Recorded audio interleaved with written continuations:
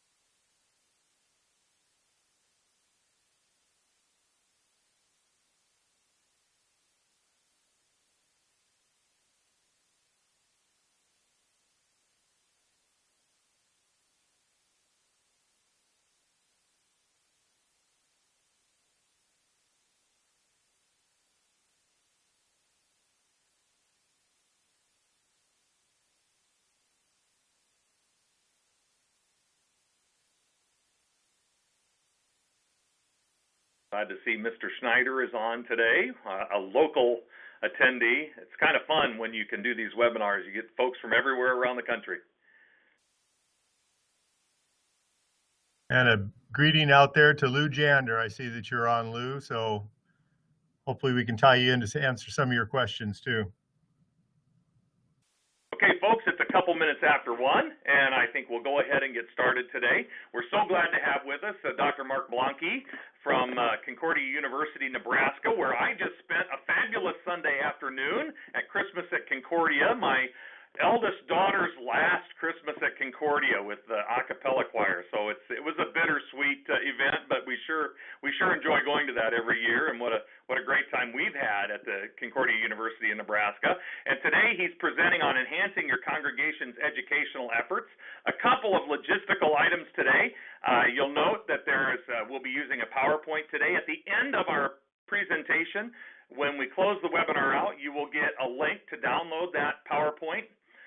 So you don't have to worry about trying to get it off the chat feature right now. Also, if you do have any questions, there is a chat feature located in the lower left-hand corner of the screen.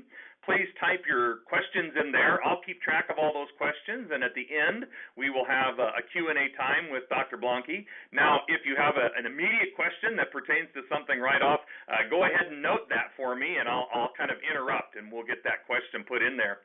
Also, I just wanted to mention when we're done with our webinar for today that you will also get an opportunity to survey our webinar, tell us how we did, anything we could do better. I pray you have a good experience today and that your internet holds out. Let's begin with a word of prayer.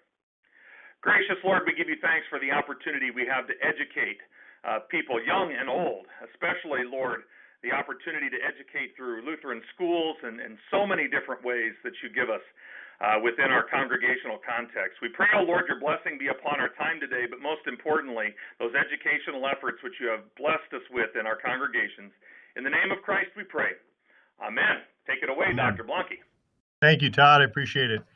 Let me introduce myself a little bit for those of you that may not know me. I am the director of the DCE program here at Concordia. I've been here for 22 years now. Prior to that, I've worked with in youth ministry, adult education, small groups ministries. I was a principal for several years, started a school. So I've worked with all age groups from children on up through adults. My doctorate is in adult education. So you may find that as we go through today that there might be a slight preference towards some of the adult priorities or some of the adult methodologies, but I think they're applicable elsewhere. Also, please note that the information that we cover is not unique to rural and small town churches, but I will try and make some applications towards the end that I think will give it some specific indicators that might relate more closely to rural and small town. Also, I want you to know up front that I am an advocate for parish-based education. I am not unbiased in this discussion piece. I feel it's important to let you know that. Now, having said that, I also don't believe that it's an either or option, that it's parish ed over some other ministry of the congregation. But somebody has to advocate and push the agenda relative to parish education, and it's one of the things that I've decided to tie my name to in some ways. So why advocate for a parish education? Well, there's several instances and several reasons that lead us to say, this is an important priority that we should try and lift up for our churches. One is that there's been studies done that show that education, not surprisingly, Christian education in the church, is a component that enhances faith maturity of the individual. Now, this is not an issue, obviously, that we can measure. It's only the Spirit can tell what's in someone's heart. But what they've attempted to do is to measure the indicators of a mature faith. One of the key pieces, and this is something that I'll talk about in the next slide also, is that it does not have to do with quantity of what's being offered in parish education in a church. So if you're an individual who's saying, we have 10 adults that attend on a Sunday morning and only 5 children in our Sunday school program, enhancing your educational program does not mean you have to have multiple offerings of multiple different options. But what it does mean is that there are certain parameters, certain methods for delivering educational content that should be structured in such a way that we know there's going to be more beneficial outcomes than if those pieces were not in place. So the study that was done by Search Institute showed that there's with adults, participation in parish education is ranked at the same level as participation in worship over a lifetime relative to the indicators of a mature faith. In youth, there are only 2 factors that have a high correlation, and those are that there is a participation in religious education and the family's religiousness.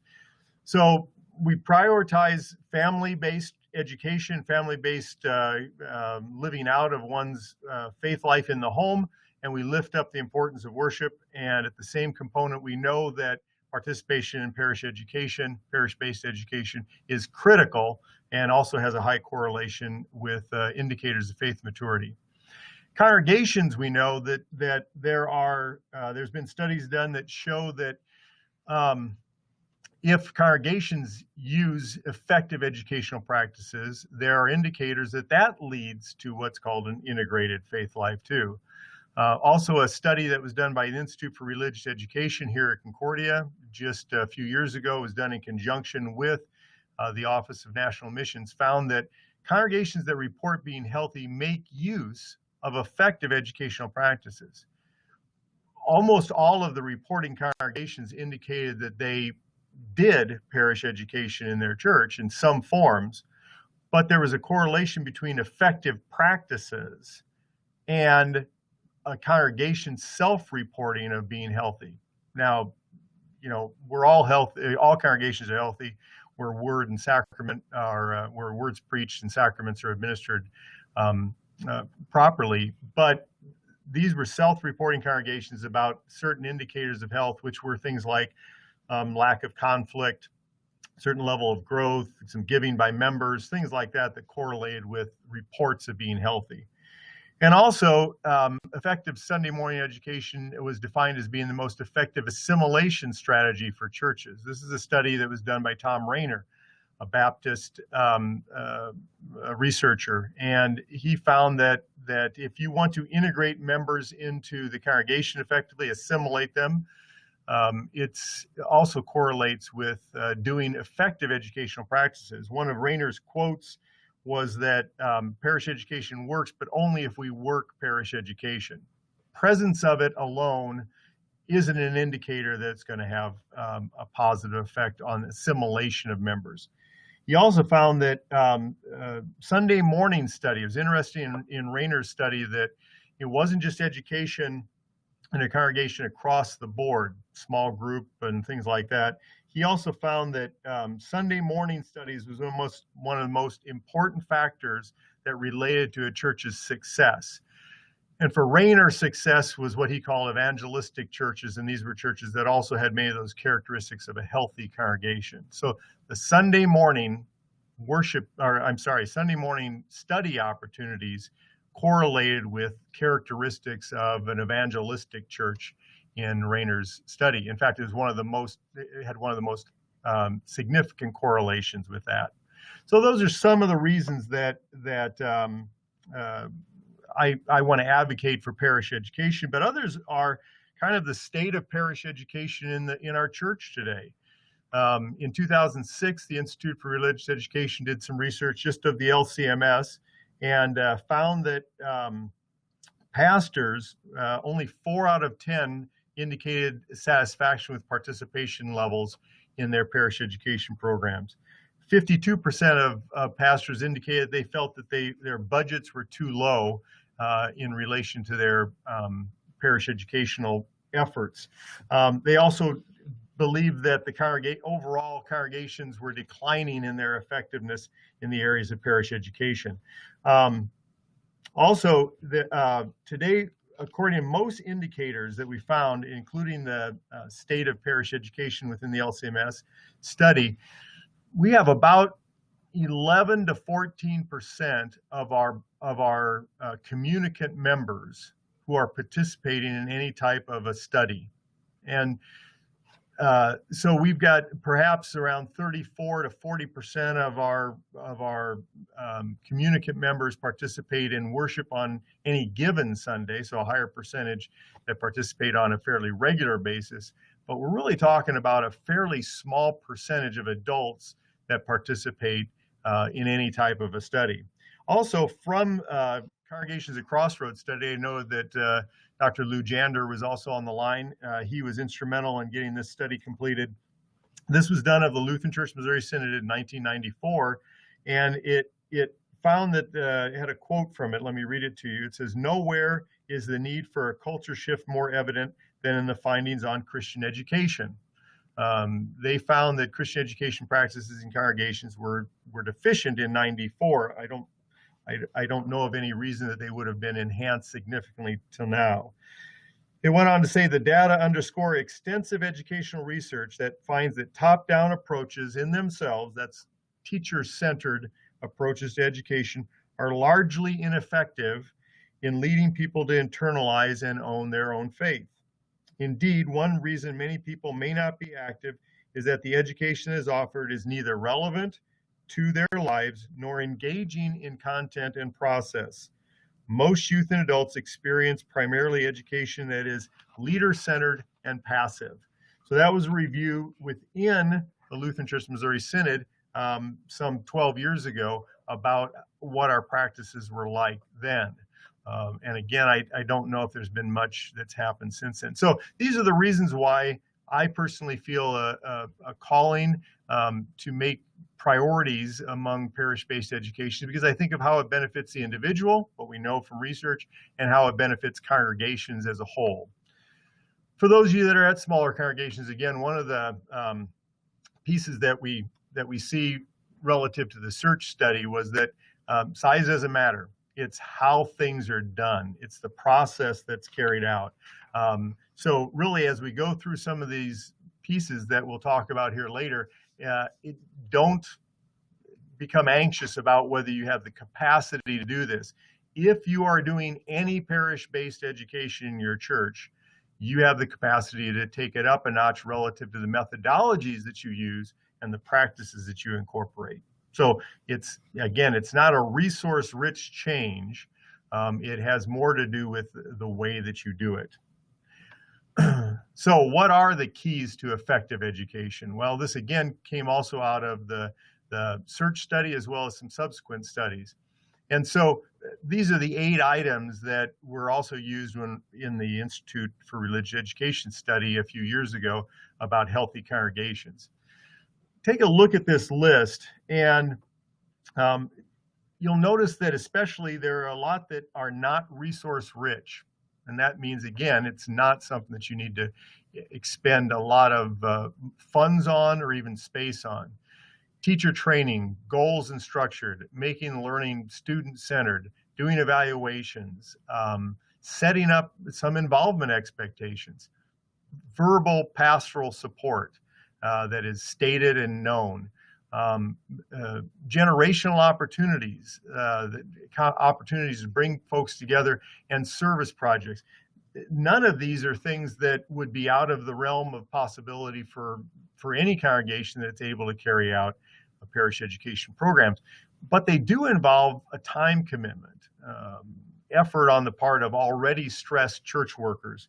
And that, of course, is a difficult thing to pull together. I would encourage all of you, if you're looking at your congregational methods and saying, how can we take it up a notch, especially when my schedule is overextended and I am overinvested in just maintaining what we already have.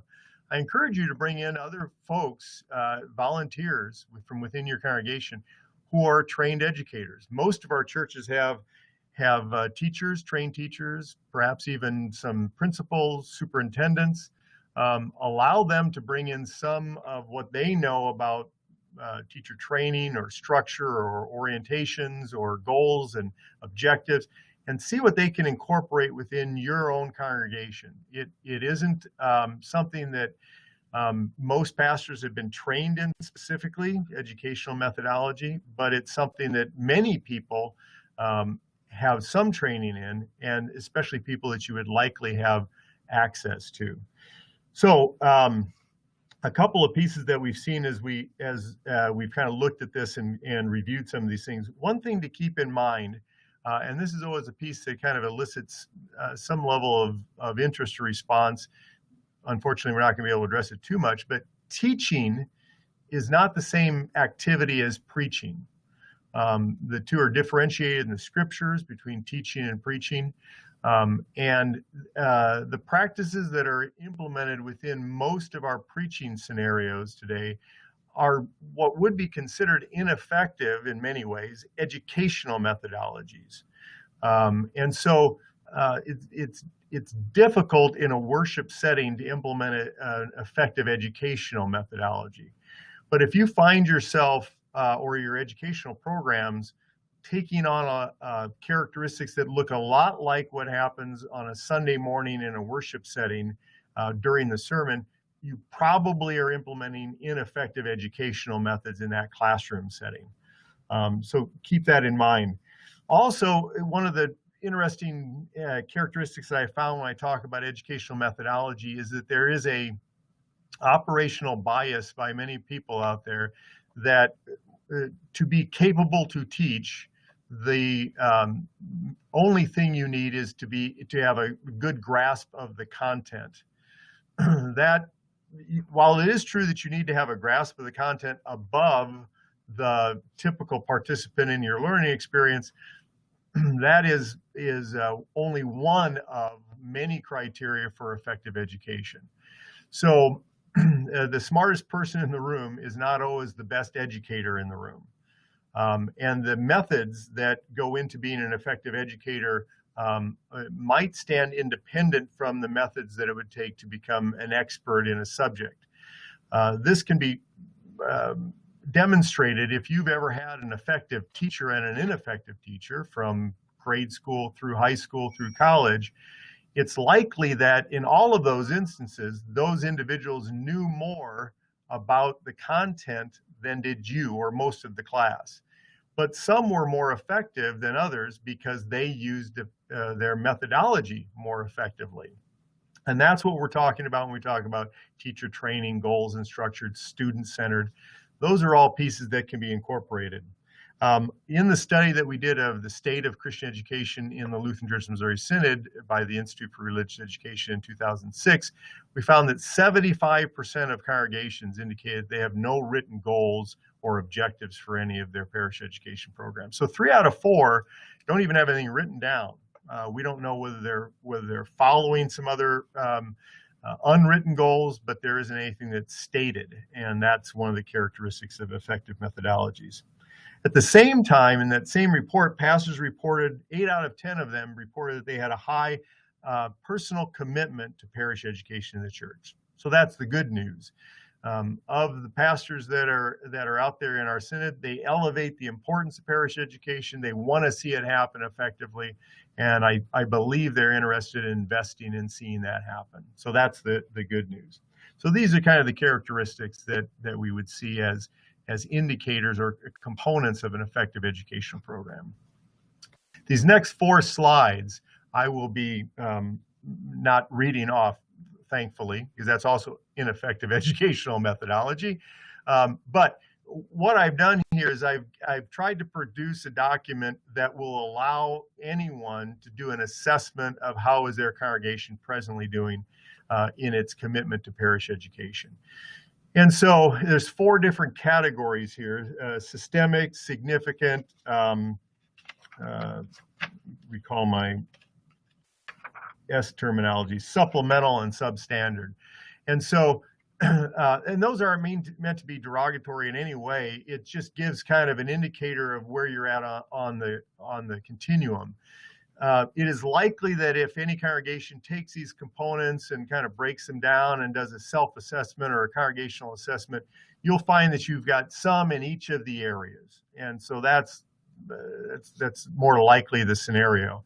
If that's the case, you'll notice that you'll be able to identify certain ones that are deficient that you would like to make a significant shift in, and that will allow you to make those type of changes. You'll also notice that for the systemic, which is the highest level of commitment to parish education that a church could have, the top 3, or the 3 first that are listed, they're not listed in priority ranking, are ones that are resource rich. You have to put in money in order to get a paid staff person or in order to get resources allocated towards members per baptized member, or even facilities designed that are appropriate, although many churches have very appropriate and very useful facilities. But the others in this one, clear goals, again, training exists, educational efforts evaluated. Those are not things that can't be done by a congregation that doesn't have a wealth of available resources. So you'll have the opportunity, if you download the PowerPoint, to have these 4 slides, and I recommend that you do a congregational self-assessment. If you're a pastor listening in, to just take the 4 different characteristics, put a check by the ones you feel that you have, and then highlight 1 or 2 that you say, this one's too low, I'd like to take it up a notch. Make that a priority point. So it gives you that opportunity. You may want to incorporate another local teacher or a member of the congregation who has some familiarity with educational practices to be able to make some of the changes that you would see as priority points. For a very simple example is one of the items here is multiple formats are used regularly. Most are student-centered. What does that mean? I mean, what does that look like? I think if you talk to any classroom teacher or any administrator and say, we'd like to make our learning experiences more student-centered, he or she would be able to give you multiple ideas about how to do that in a way that would fit with your adult classes, with your Sunday school classes, and with opportunities that were going on in the church. So this will just give you a resource that you have to go through. I will quickly go through the slides because I don't want to reference each one of them. But you have the significant slide, the supplemental slide. And my experience is that for most congregations, this is kind of where most of us fit. We just kind of want to see this happen. The second bullet point is most evident in most congregations. It says the senior pastor is supportive of education, but seldom takes the opportunity to publicly promote the programming. And it becomes rote. We've got it in the bulletin, so we think we're publicly promoting it. There's so much to be said about a senior pastor who takes this on and prioritizes it verbally to a congregation. So barriers to participation, it talks about facilities that may present some barriers for participation. Oftentimes that's access issues. I've done some consultation at churches. They're wondering why some of their adults are not attending, or even some of their children. Sunday school attendance is down, and we'll find things like some churches have a lack of space, and they may have a gymnasium or some family life center. They put up partitions between classes for children, and they may have adults in that room, same building or same space. Children tend to be loud. A lot of adults my age and older tend to start losing their hearing abilities and are unable to differentiate when there's a lot of noise in a room. And instead of complaining, they'll oftentimes just slowly attrition from that participation. Steps are very tough. I was consulting a church one time that wondered why its adults weren't attending, and I found that it had been a church that had been added on over the years. And there were their adult classes were down at the end of their school-based facilities, and to get there, one had to navigate through about 20 different steps down to a lower level, all at different points throughout the hallway and things. No elevator support and no place to park to have easy access. So they were automatically excluding, accidentally and not purposefully, many of their adult attendees who couldn't navigate the steps. So that's what some of this stuff indicates. And substandard, I don't think many of our congregations fit into this category, but there are some. So take a look at those and use that at your own timing and what works for you. So there's 3 priorities in design that we're going to talk about: promotion, participation issues, preparation, and then the presentation itself. For promotion and participation, public pastoral support commitment is a high need. And again, don't underestimate this. This needs to be stated. The more that a pastor can bring this up, especially on Sunday mornings to the congregation as a whole, perhaps in newsletter articles and opportunities that he's interacting with members, the better. Set a goal for participation, percent of members active in some sort of educational experience, and determine your current participation levels. It was interesting in our 2006 study that the Institute here did, that pastors estimated that about 47% of their members adult members were regularly participating in their adult educational experiences. And we said of your communicant membership. But we also asked them to report their exact numbers for that given Sunday. And we found that their attendance on Sunday morning was on average about 8% of their communicant members.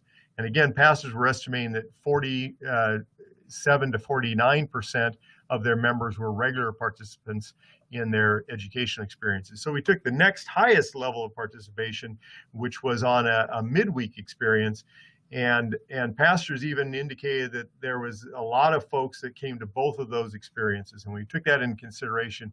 We came up with a number that was closer to about 11 to 12% of their members. So we tend to overestimate participation. Be good to get an accurate number and then to say, here's where we'd like to go with that. Very important, especially in our changing society today, is the third bullet point: motivation for participation. I think that over the years, many of our congregations have expected that people participate because they should. That's becoming less and less of a motivator today in our society. And so if that's what you rely on to have people attend, it's likely going to become less and less of a motivator. And so adults in particular, because adults are self-directed learners, whereas children are basically told by their parents, you're going to go to Sunday school, you're going to go to midweek, you're going to go to confirmation. Adults decide what they're going to attend. And most participation research will indicate that adults participate for multiple of 3 possible reasons, but one stands out. And the 3 reasons are: there's a goal orientation, there's something that they want to achieve by going. There's a social orientation, they just like being with people, and there's a learning orientation. There are those adults, probably many of you that are on today that are listening, that just like learning. You just want to participate in a learning experience. You are a lifelong self-directed learner and you take those opportunities to participate. That happens to be the smallest group that's motivated by that characteristic. So if your adult classes, for example, are set up based on the idea that people will just come because they want to learn about the book of Jonah, or, they want to learn about Jonah, not the book of Jonah. I'd want to learn about the book of Jonah, but that they just want to participate for the sake of listening to someone talking about Bible-based matters. That's a small portion of your population. So adults making a decision, the group that is the largest single group are the goal-oriented learners, the people that are saying, how will this benefit me specifically? It's very easy if you're putting a promotional blurb in your bulletin that says, come to the narthex or come to the fellowship hall after services or between services for our study on the book of Mark. For you to outline, here's the benefits for the participants. That's a goal statement. So for you to say, here's how the participant in this study will personally benefit, that gives people an opportunity to say, oh, that's something that I want. An example of this is a study that was popular mostly in non-denominational churches, but a purpose-driven life that came out I guess it's been 10 years ago now or so. It wasn't a very well put together study. It just didn't have a lot of significant content. It was interesting, I guess, but it wasn't a significant study. But yet participation levels increased significantly in most churches that used the study. Why? Because people looked at it and said, I'm going to have a purpose-driven life at the end of this. That's what I want. Studies about how to manage your money are usually high attended studies in churches. Why? Because people want to know that. And they don't make an automatic connection with how is this study on the Reformation going to benefit me daily, or what are the end goals that I'm going to get because of this. So again, doesn't require any resources. It just requires that you state it, write it down someplace, put it out there for people. Interestingly enough, the social-oriented people and the learning-oriented people are still going to come anyway. But the goal-oriented people are only going to come if they see a goal that's going to be connected with them. Use multiple methods for publicizing your learning opportunities. Most of you probably already do that, but to make that a priority point for yours. Shorter ongoing studies, 4 to 6 weeks instead of 10 to 14.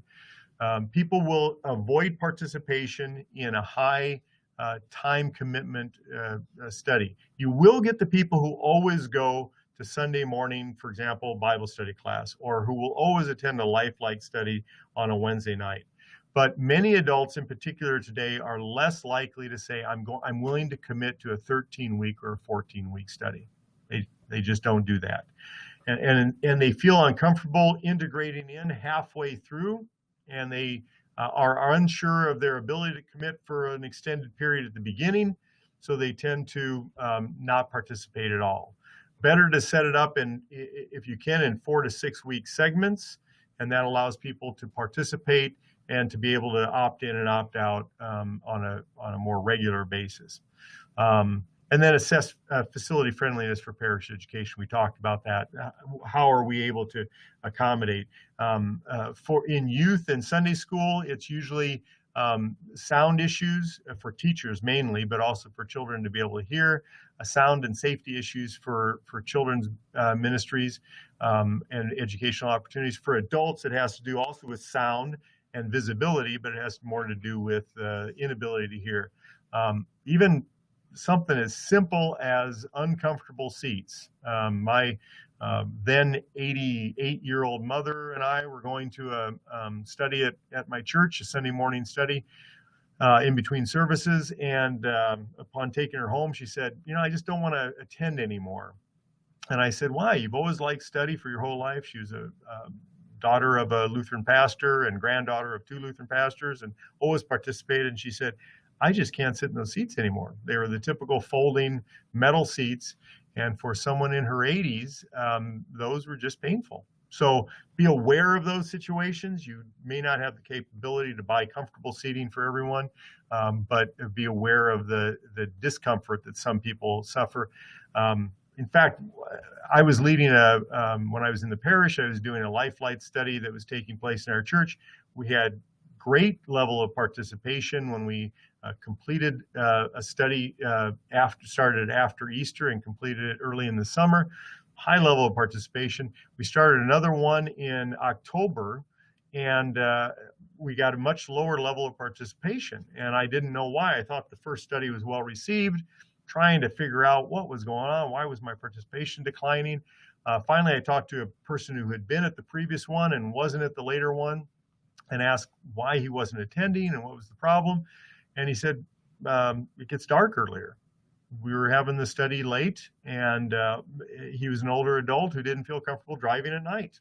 And so dropped off the chart for him to participate. And so we did a study of the participants, and sure enough, 2 out of 3 of the non-participants that responded to our study said it was because it was dark too early and they didn't want to be out. So we had to adjust according to that. Unaware of that being a factor, but that can have something to do with participation levels too. The preparation. When you're putting together your study, make certain that it has a Christ-centered focus, and it fits in with the second bullet point. We must aim to help the church to achieve its mission. When we talk parish education, we're not talking about doing any education that people want to have learning in or have some perceived need that they need to gain some information in. So if you've got a group of people that say, well, we really want to have a good cooking class, we don't cook well, that's not what we do. There's many other organizations that can be about those things, but we have to be able to focus our resources on those things that help us to achieve our mission and the mission of the church. Careful selection and training of teachers. If you are the type that will put out a promotion in your bulletin that says, we need a 3rd grade teacher, please contact pastor, as soon as possible, is an important position.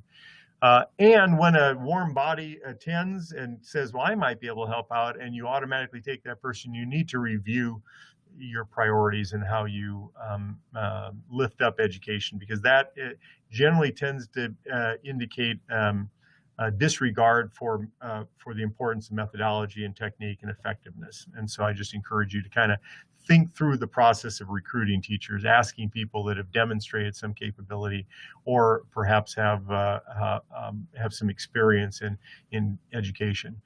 Scope and sequence, have it available for leaders. And that is scope and sequence is a common term in educational situations, and really talks about where do we want our people to be, and how are we going to move them to that end goal? What does a learner look like? And one of the common questions that I ask, for example, for congregations that are putting together a youth ministry program is, how do you want Johnny to be different after participating in your youth program for 4 years than if he didn't participate?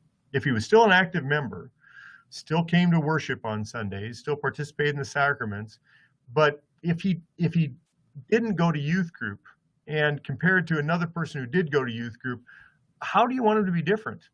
And that will give you an idea of where you want him to be at the end of that 4-year youth group experience. And then you say, how do we get them there? And you design the sequence of that process.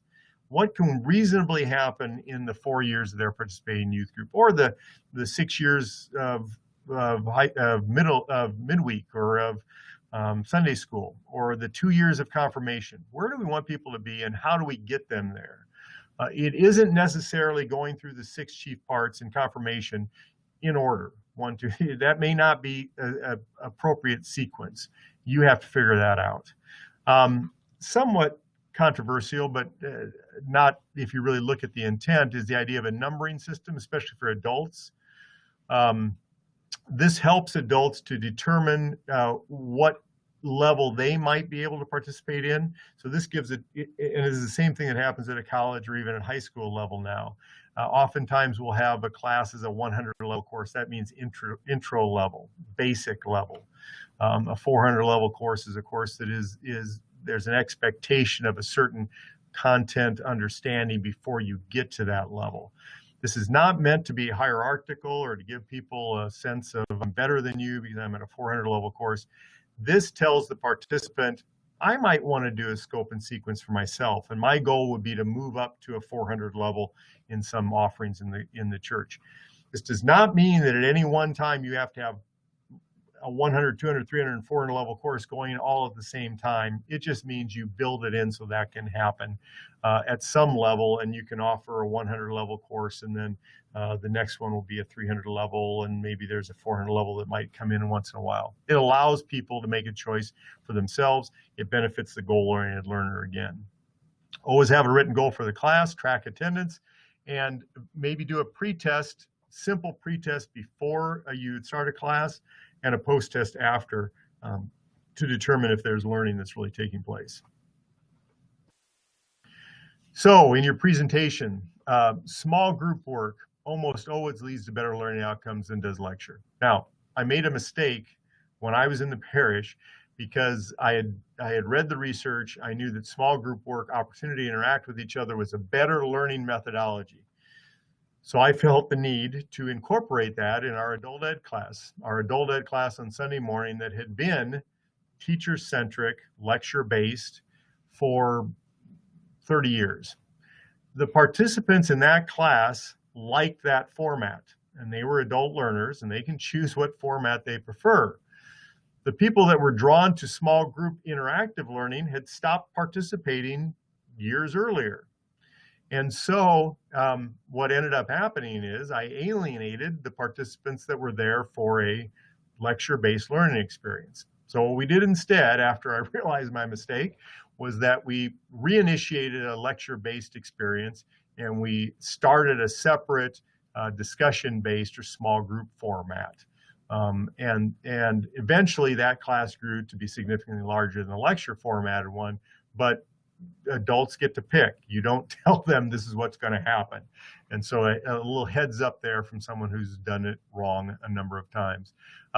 Some sort of lesson plan is a good idea. It does not have to fit a certain format. It's something that helps the teacher to understand where they're going and allows some variation depending on what the learners are taking hold of and what they find to be significant within the learning experience. So don't be so tight as to stay very strictly with the learning experience. Understand that curriculum is designed to assist the learning process. It isn't the entire picture. So don't just get a curriculum and follow it from start to finish. It's a tool to use to assist the learning experience, but you need to add and supplement and subtract from that. Terms that are used in education: cognitive, affective, and behavioral. Cognitive is head knowledge, and affective, think of it as heart knowledge or how you feel, and behavioral is what you can do.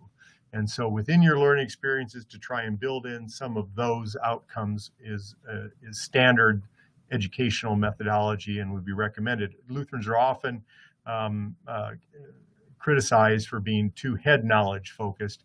It is interesting to note that before you can get to affective learning or heart-centered, most theorists say you have to do the cognitive first, but you don't stay there. You move to some affective and some lifestyle component. Do some sort of evaluation we talked about, mix up the methods you use, video clips, discussions. You're doing an online learning piece here where you're typing in, you're looking at a talking head within a screen here. Not the most effective, but there's a PowerPoint, there's an opportunity to respond, there is some visual stimulation. You can easily incorporate that into your learning experience. And the majority of our participants, including children in your Sunday school, are used to now those variable learning methodologies. They are not accustomed any longer, especially your children, to sitting through a 45-minute or an hour-long learning experience. They're used to going to some tablet, going to some other learning experience that varies how they're learning. Application of content, and we talked about a post-test. So what can be uniquely done in rural and small towns, which is kind of the prime audience here. If agriculture is the centerpiece for where you're at and kind of is incorporated within your congregational setting or the culture that you're within, consider aligning some of your learning experiences with the planting seasons, time and topics.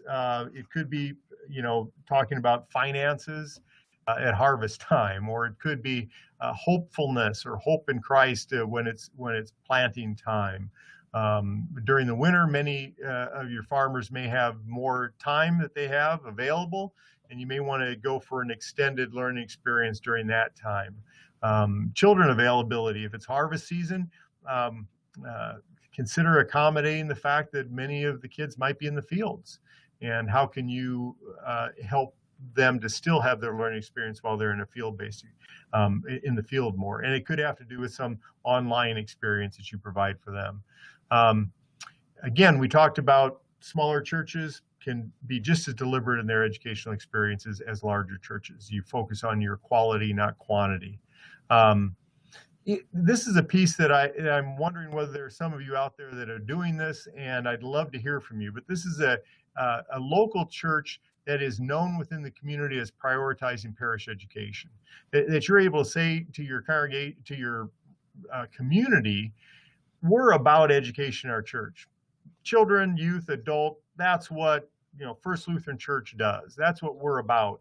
And we'd love to have you be a part of that. As a result, you end up getting people participating who are drawn to that type of a worship community. And so how you put that out there, how you make that known, the inroads and the connections, but you have much more capability of doing that in a rural setting or small town setting than a church does in a large town or a large city. Determine if it's possible to get out of the church building, go to a gathering place, a local watering hole, for some of your meetings, some opportunities to get out. That also helps the community realize that you're prioritizing those. Service projects are great learning experiences. Local community service projects, you do not have to go to Guatemala or to Haiti. You can do things locally. In fact, that will likely have a larger impact on how your church is perceived and on your participants. Just be sure and debrief with the participants. Many learning experiences are actually most beneficial or more beneficial to the participants than it is to the people you're trying to serve, but only if you do some debriefing. And that, in fact, service opportunities is one of the characteristics of effective educational experiences. Rural communities face many of the same family system challenges as in cities, but usually have a greater access to extended family members. What that means is that a lot of times in smaller towns, you have multiple generations that are still present. So consider implementing some family learning events and helping with home-based learning, and also trying to put together some intergenerational opportunities, which benefits an educational experience. So what are the next steps other than hopefully being able to answer some of your questions? Use that guide, those 4 different designations to assess your current educational ministries. Pick one area to enhance, do something, make some step, some purposeful move, see if it helps, and then repeat the process. So it's not complicated at this point. It's a matter of, I found that you don't have to look at it as saying, we've got to make our entire program, our entire church into a systemic educational experience. That will be overwhelming for many congregations and will likely burn out the participants and the people that are trying to do that. My recommendation would be find one component, tracking your attendance. Do that. See if that works. Write goals for each of your adult studies that are taking, in fact, not just your adult studies, your children and your youth studies that are going on in church. Here's what our Sunday school is attempting to achieve through carrying out this experience. Doesn't cost any money. You can state it. Most of you will be able to write something up simply and put it together.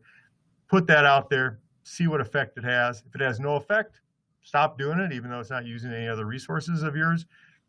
Try something else. Don't be intimidated by the complexity of educational methodology done effectively, but it's intimidated to the extent that you're not moving ahead. Do something as opposed to remaining somewhat static in where you're at. Hopefully this has helped a little bit, and I hope there will be some questions that Todd will have for us. But if you are able to, afterwards, or if for those of you that are watching this on the archives and would like more information and are unable to type in your responses, please feel free to email me, and I'll try and get those responses to you. So with that, Todd, I'll turn it back to you.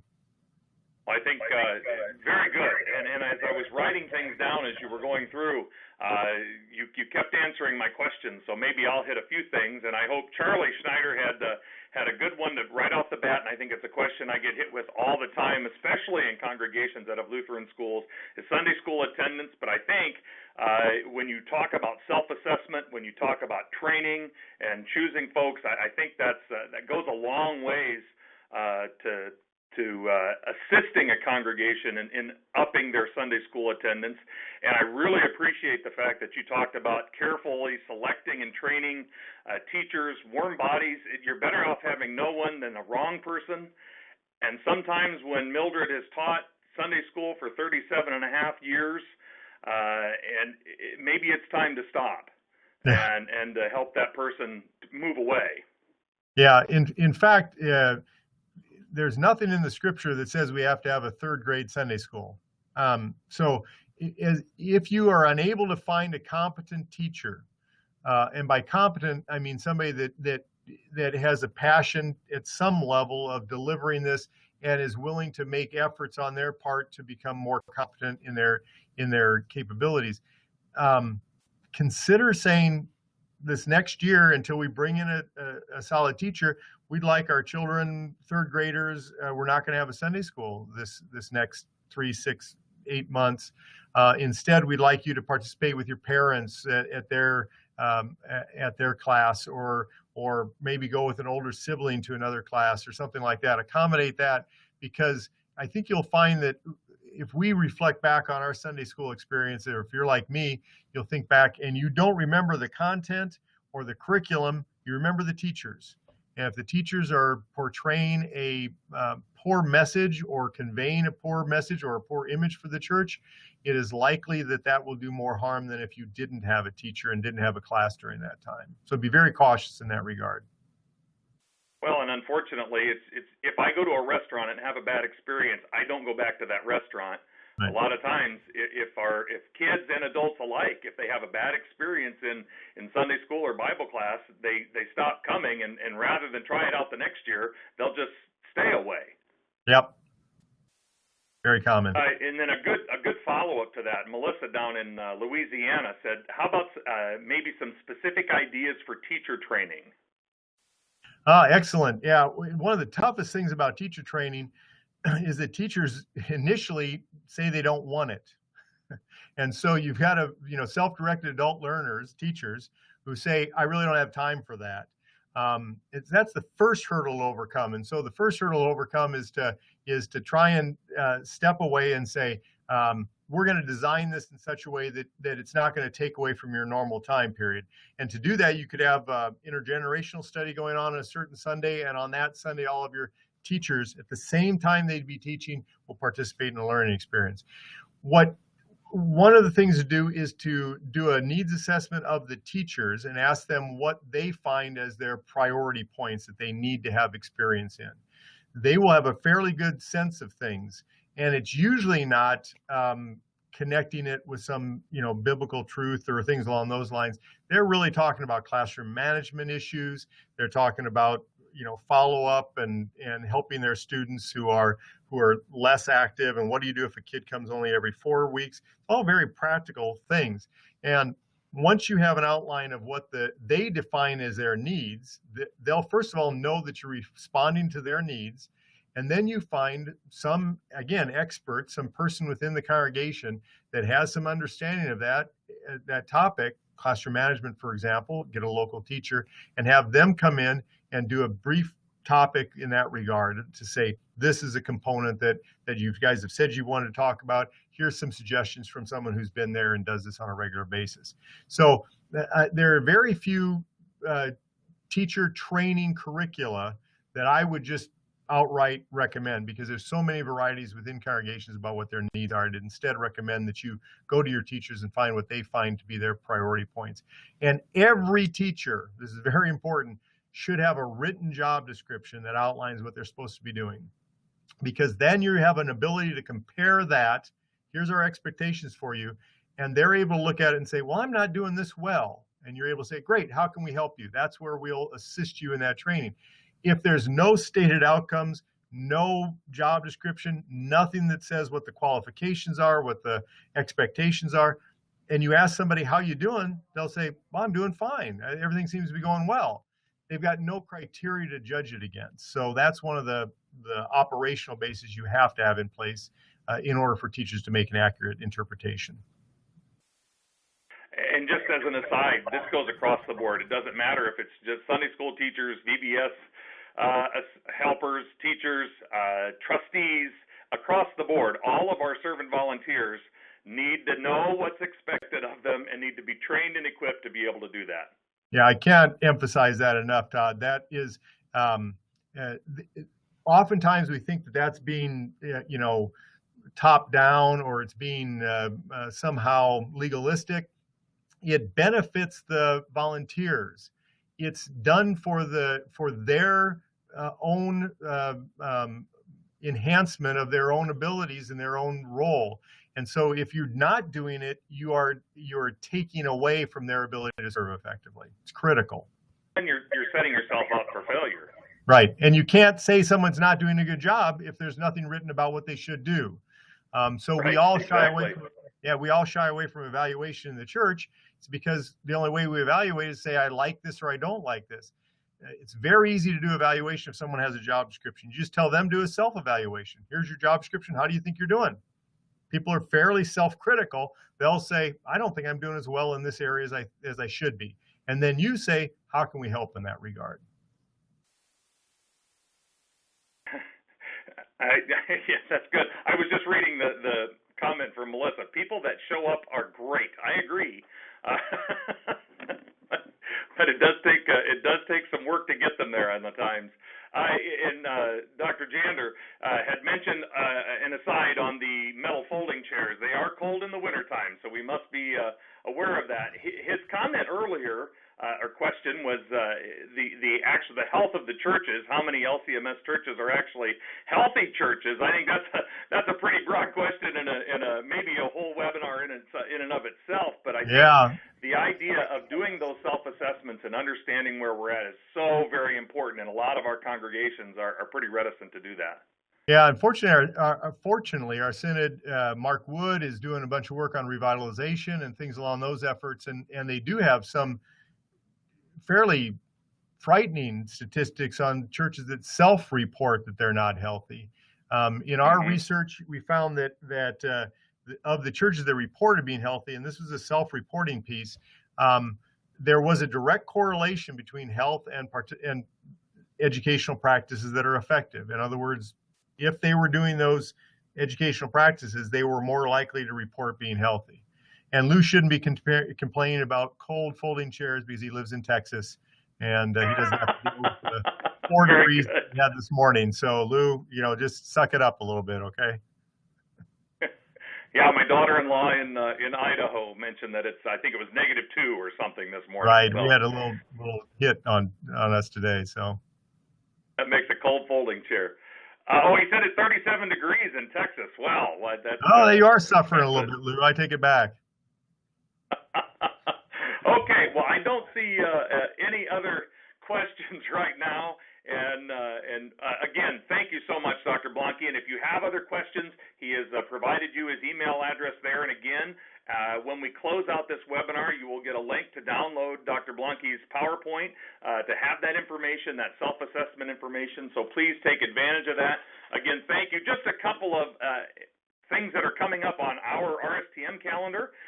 We start Teaching the Faith series, so to kind of take this as our kickoff and then Teaching the Faith in different specific areas. We kick that off in January 12th. I'll be talking about teaching the faith with youth.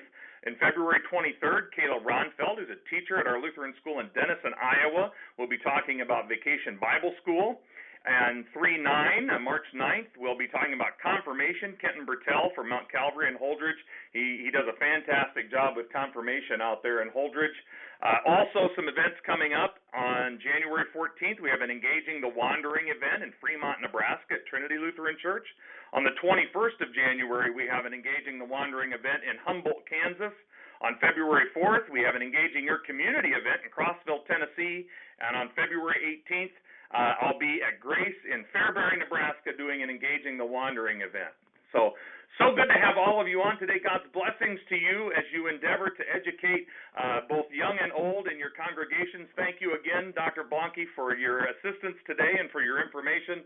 May the Lord be with you in this Advent season, and as we look forward to celebrating once again the birth of our Savior Jesus Christ. Oh, wait a second. Another question. Is there a forum or blog for Board of Education members? Do you know of any connections folks can make? I do not. I don't have any blogs. There is a Reverend Pete Jerkin out of Columbus has a blog that I think he's doing through CPH, but I know he's got a Facebook post on that, and that may have some usefulness, but it's not specifically for a Board of Education. It just deals with educational matters. Okay, I know also my wife has started a rural and small town Facebook group for youth workers, but that could certainly, you might be able to glean some information from that as well. You can go out there and search for LCMS rural youth workers. That might be of some assistance too. You can throw some questions out there. Okay, again, thank you. God's blessings to you all. Thank you very much.